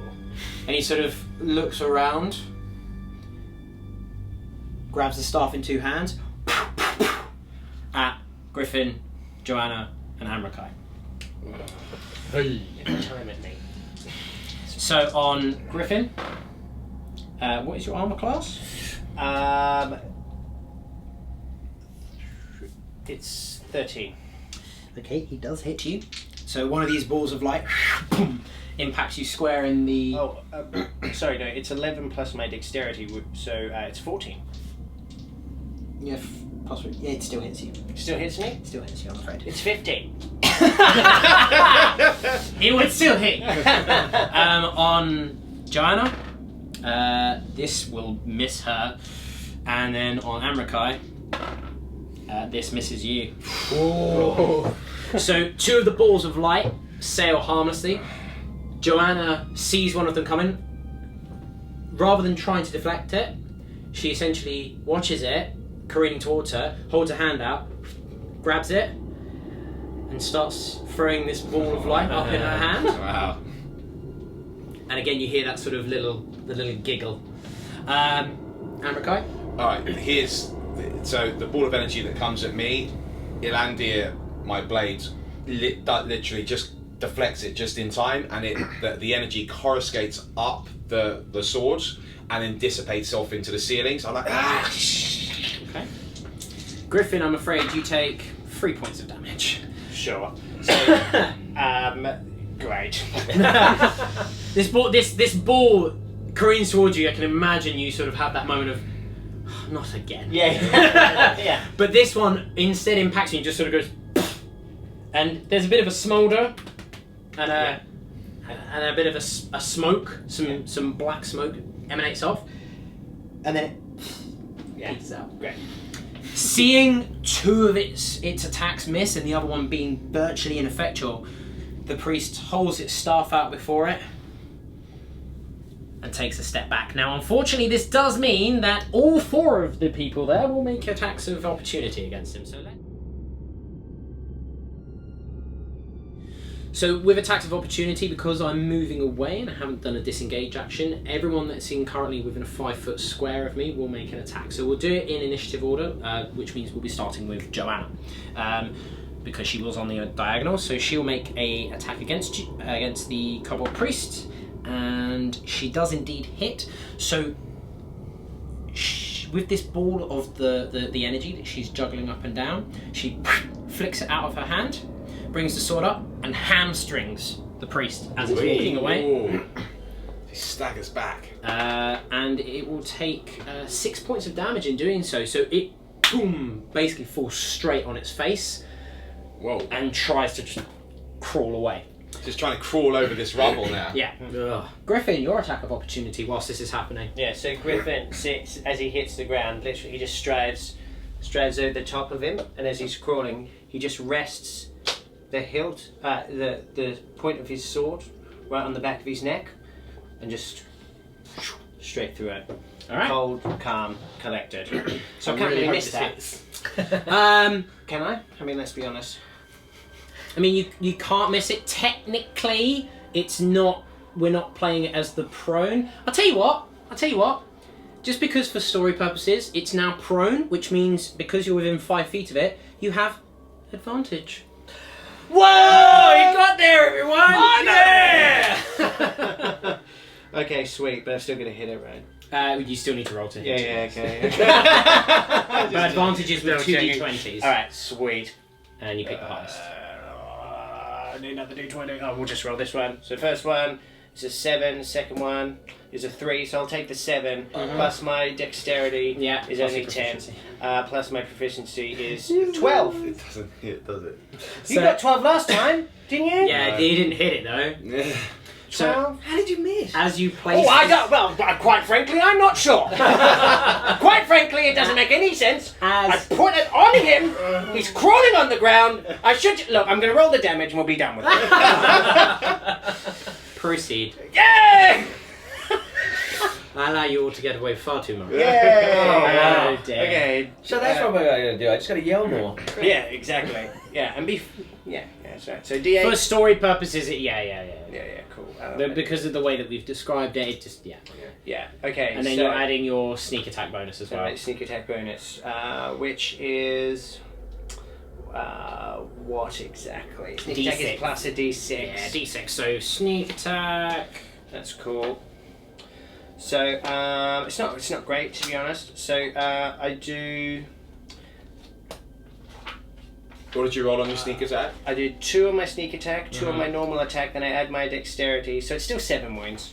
7 wounds. Yeah, so just to reiterate, sneak attack, you have to have advantage on the attack roll. You have to be using finesse. Which obviously that's what I do. Yeah. Also, I'm really sorry, Bo. Apparently you don't need advantage on the attack roll if another enemy of the target is within 5 feet of it. So then I kill it by, just default them, right? Yeah. I mean, yes. I mean, regardless, please describe what happens to this kobold. Sorry about that. No, that's cool. I thought so. Yeah. That's why I was letting them go first, but that's fine. Don't worry about it. Everyone, these things happen. My bad. Yeah. We're still relatively learning. He should have known this and called me on it. It's his blooming class. I tried. You I know, also. and I was adamant, and we all know what happens when I'm adamant. Yeah. So essentially, as he's crawling, like Griffin, as I said, he just slowly stands atop, and he literally just puts it on the nape of his neck, and just kind of goes, and just very slowly, and he puts it right between the vertebrae, and his head just spasms a couple of times. As all this blood just drips out, he kind of just holds it there and kind of twists it a little bit when he looks like he's not quite dead, and then he holds it there until it stops shaking, and he pulls that, goes shing from somewhere else. He pulls some sort of handkerchief, throws it on the ground, back in his cane. These vermin are becoming tiresome. Yeah, and Rakai, by this point, he's seen you deliver the coup de grace, and he's resting on the hilt of his sword, breathing quite heavily. You can see again he's bleeding, but it's not red blood. Yeah. He just looks at you and nods. He nods as well. To be fair as well, although Griffin has struck quite an impressive pose, his shirt is just drenched with blood. So the burn marks seem to have kind of almost opened up as they continued fighting, because he's only got like 3 hit points left, so he's not in a good way either. But he's carrying himself in a way which almost looks like he's not hurt, but especially the warrior class and you guys, that there's.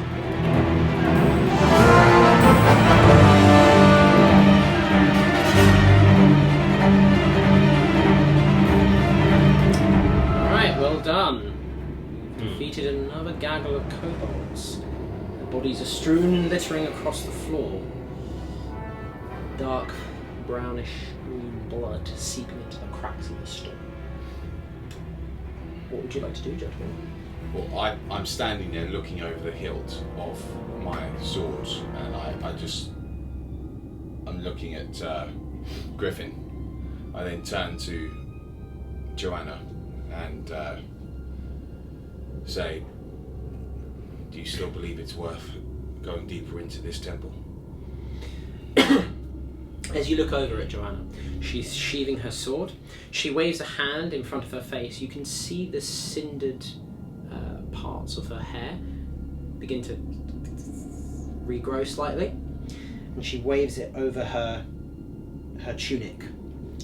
And you can see the blood stains, or the blood that was splashed on her by Erik and his gunshots begin to slowly dissipate and move away. You can see now that she's wearing black leather boots with metal kneecaps. She has a metal gorget on one arm, a dark red leather tunic, and brown leather pants. She's got short, pixie cut red hair. She's quite pretty. And she looks up at you, looks around at everyone. Well, how do I put this? Are we dead? Almost. Almost. Not dead, almost. Clearly they're hiding something or trying to protect something, so I suggest, yes, we keep going. Whoa, no. First of all, I think you need to explain yourself. You seem completely healed. Not healed, just clean. Like, again, it's very basic magic. Why does no one ever think to explore the things that magic can do? Everyone goes, oh, I'm gonna fire balls of flame and blow stuff up, when, you know, you could just use it to clean yourself. Look, Griffin, come here. Griffin approaches. Now, I can't heal your wounds, I'm sorry about that, I'm not a priest. But I can see that your cloak is kind of singed and a little bit bloodstained. Give it here. So yeah, well, Griffin takes off his shirt immediately, hands it to her, passes it out, and he says, "These is." That's not what I meant, but I'll just leave the pants on. Okay. She takes it, she sort of just waves a hand over it, and you can see the sort of the blood move away, the singe and the scorch marks begin to disappear. This Griffin's eyes do light up. So kind of takes me. She passes it back. That is.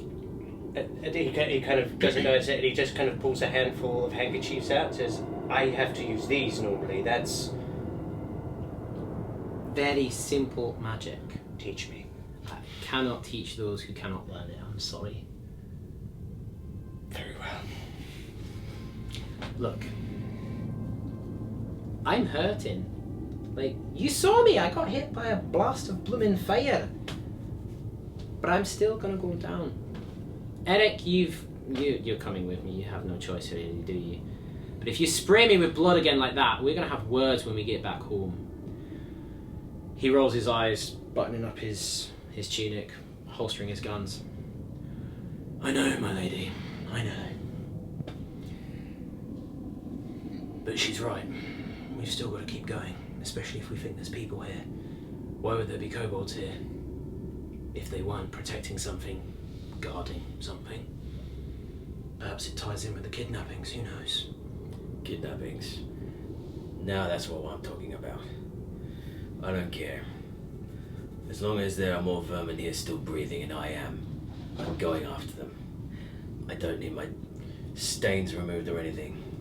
I wear them as a token. I'm going after them.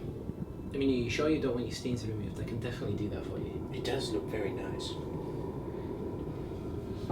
I admit, it does. Okay, fine, you don't, no problem, let's go. Anyone else going to join us? Let's get on with it. There's coin at the end of this, is there not? Lots of coin. Good.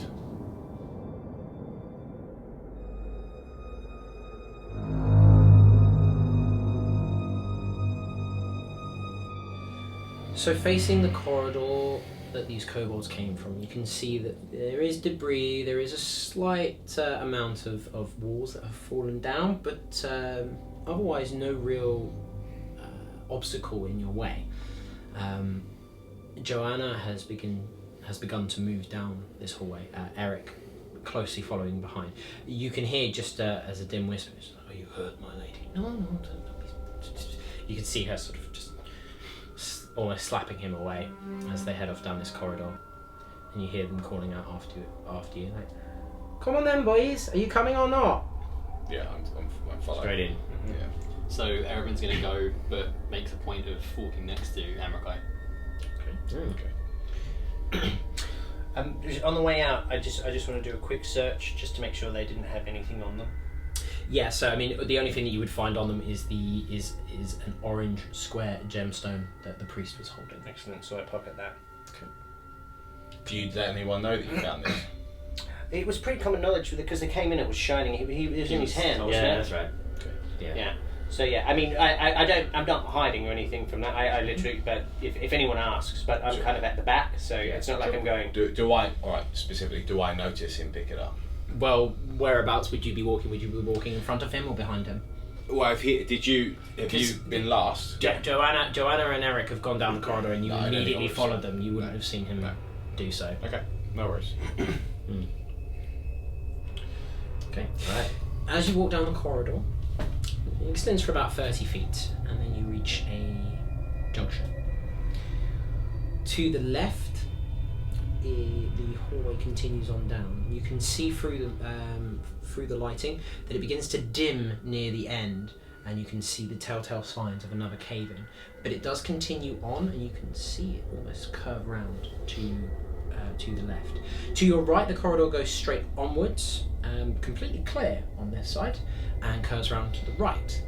Before you, you can see another smaller T-junction. This one extending to the left and to the right. And before you, even though there is a straight wall, you can see an archway leading into a central room. What would you like to do? No, we're still being illuminated by this script along the walls. So the script, essentially looking left and right, you can see clearly pretty much all the way down. Apart from on the left-hand side where it is dimmer because of part of the wall having collapsed in. Right, but we can't see where those either way to the left or right ends up going. No, you can see that it moves, and you can see there is a wall end because of you can see the script moving along, turning, and going off to the side on both directions. Right. Before you can see there is script moving along and this archway leading into another room. Again, this is illuminated as well, but you can't see around the corners all three, obviously. I sort of say, because I'm standing just behind Joanna and Erik, I sort of say to both of them, well, what do you think? I mean, I could explore here all day. Erik doesn't have a choice. You seem quite eager to get out of here, so why don't we put the blame on you if we take it to them?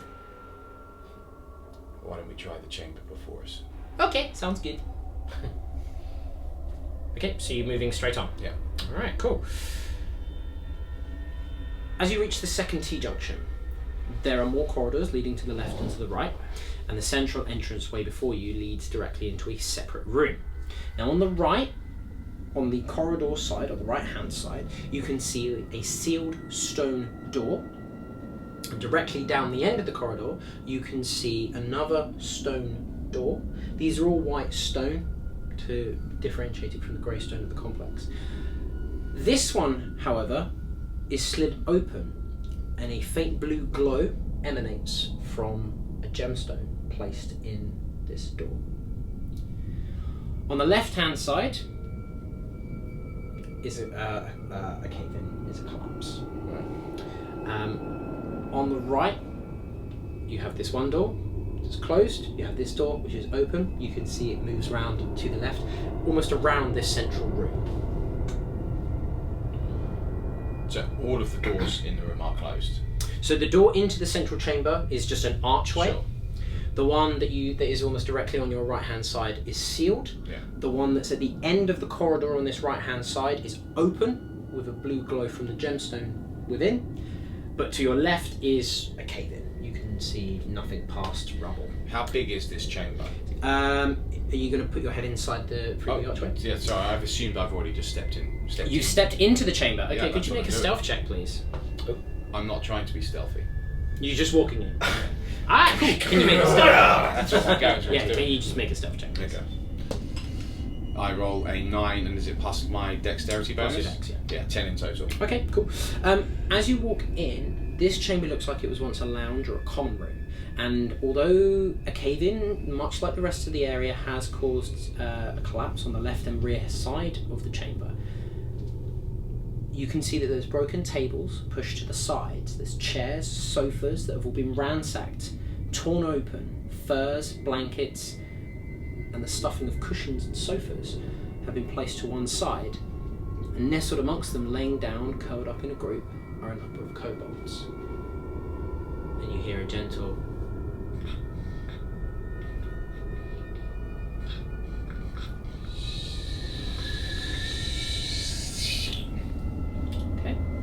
Takes his blade out very, very slowly, turns, looking back through the open corridor, and brings his finger to the rest of the group.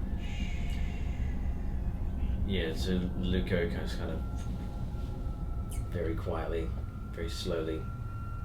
How many On guards and kobolds? stuff. You can see that there's 5 of them that are nestled together. They're almost the ways that cats sleep. You've got one lying down, and you've got another sort of leant over it, another one curled round, using another one's tail as almost like a scarf. In the centre of them is one of the larger ones. You don't recognise it being too different from the others. It looks slightly larger. Set to one side is a feathered headdress and a staff leaning up against a table. I sneer at that. I want to move as quietly as I can towards the large one specifically. Okay. Are you all going to be doing the same? Oh yes. Okay. Well, before we start rolling any dice, I'm afraid we'll have to end it there. No, just a little bit of sleep murder. Sleep murder, it's fine. So, it's episode 3. Well done, gentlemen. You're exploring this temple, this strange complex buried deep within the Baywood. You've encountered some troubles with the kobolds, but perhaps it seems they're not aware of your presence yet. Who knows? And what of the travelling companions you have, of Erik and Joanna? Time will tell, I'm sure. But for now, not today. So guys, that is chapter 3 complete. Chapter 4 will be happening over on tabletoptactics.tv. You can sign up for on-demand, get a free trial, and check out the rest of the Chronicles of Valtor. As this cast of players travels through these mysterious lands. So until next time, very, very soon, this has been Cast of Players. We'll see you next time.